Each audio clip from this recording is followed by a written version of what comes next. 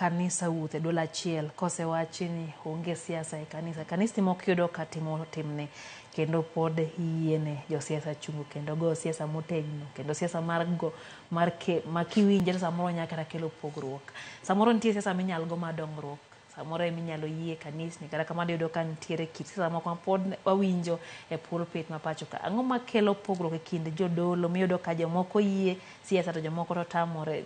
Ere kama kanisa chung'e? Kanisa be nyalo wuok kendo wuok dola achiel?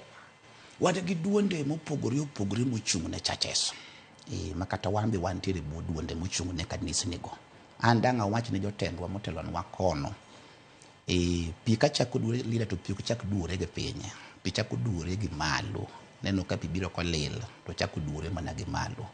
Koro malo kanye monego losi. Naneno ka jodongwa ma e piny Kisumu, Archbishop Washington Ogonyo Kangedi, Archbishop Winnie Kowiti, to gi mamoko nochuwuok kendo nchokwero weche gi matek kendo nchokwero kwero weche mag dhi State House gi nekech State House ni emwanongo ni ka ng'ato osedhiye to kang'eyo ni basa ni koro ume adiera ok wachi, koro kuonde go to wabiro follow mondo girwa ni kik bed gi seyo kata gachaya. Dang' awach our elders joma dongo mabende mbele wa mabende wanongo wach Nyasaye kuomgi makuru lwet piny kendo wariwre uru to wawach adiera. Nyocha moro gi clergy ma Kisumu kane giwuoyo to ne giwacho ni Nyasaye biro pidhowa, biro provide ka ok wategemea politician. Gima ketho piny sani jomoko ne agenda gi maduong' manokelo gi jodolo ka ne en loso mwandu.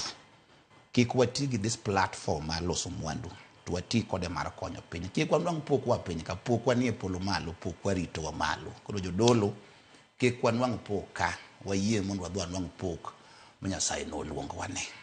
Kamano. Tang'o makelo